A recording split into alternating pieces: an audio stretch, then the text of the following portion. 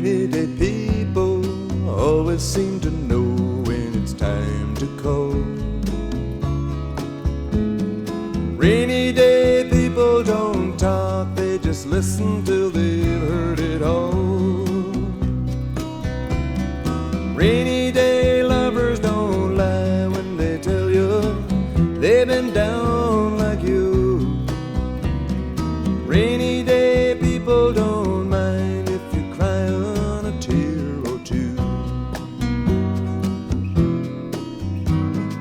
If you get lonely, all you really need is that rainy day love. Rainy day people all know there's no sorrow they can rise above. Rainy day lovers don't love any others, that would not be kind. Rainy day people all know how it hangs on your peace of mind.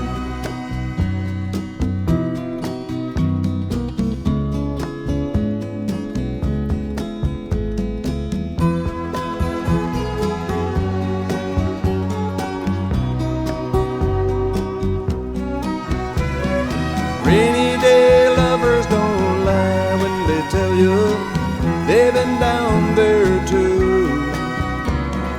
Rainy day people don't mind if you cry on a tear or two.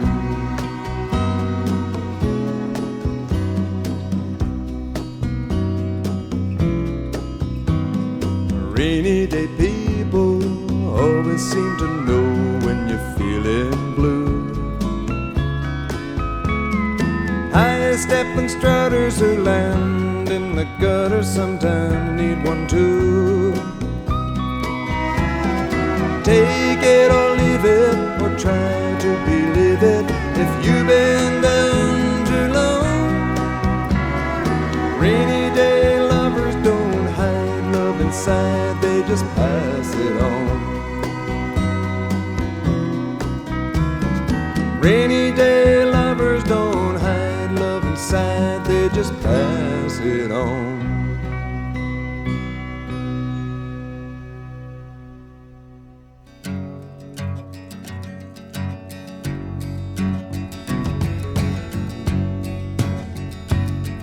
His father was a man who could never understand the shame on a red man's face.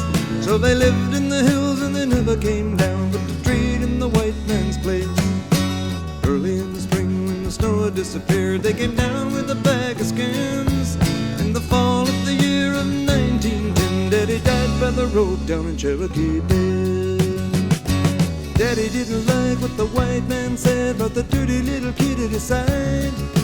Daddy didn't like what the white man did, nor the deal or the way that he lied. There was blood on the floor of the government store when the men took his daddy away. And the boy stayed by till he come to his end, and he run like the wind from Cherokee Bend.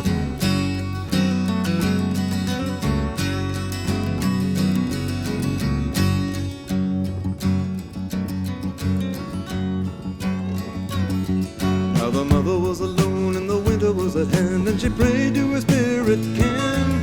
It was warm in the lodge in the Kentucky hills on the day when the boy came in. Then a blizzard came down and it covered up the door till they thought that it never would end. And he told her the tale of the terrible affair in the government store down in Cherokee Bend. Daddy didn't like what the white man said about the dirty little kid at his side. Daddy didn't like what the white man did, nor the deal or the way that he lied. For 3 long days and 3 long nights, they wept and they mourned, and then she returned to her work and her weaving, and they tried to forget about Cherokee Bend.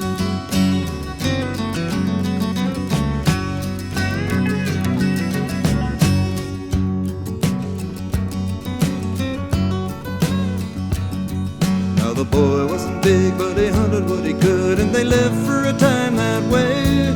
But the food ran low and the meat went bad, and she said to the boy one day, I'm leaving tonight and I never will return from the land of my spirit ken.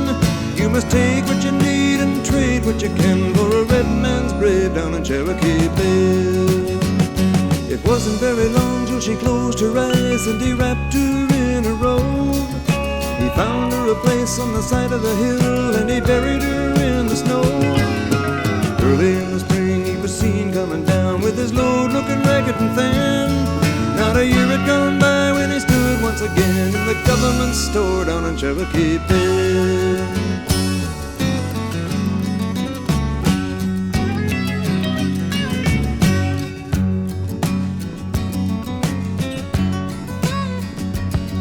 He was 10 years tall and a redskin too, so he hadn't much face to save.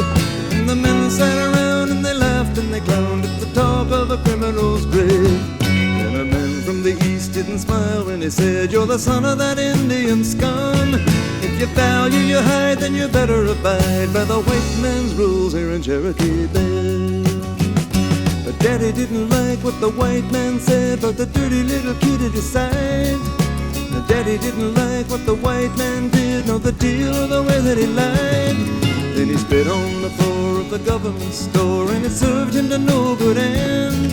At the close of the day they had taken him away to the white man's school down in Cherokee Bend.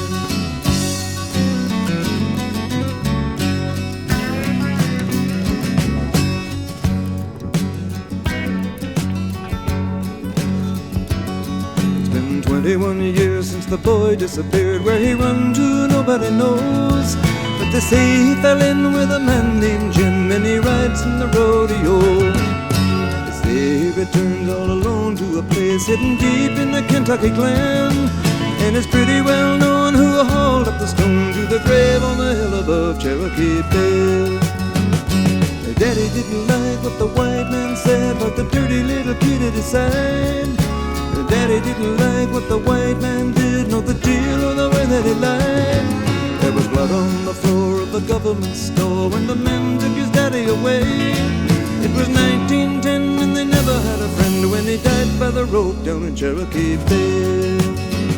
It was 1910 and they never had a friend when he died by the rope down in Cherokee Bend.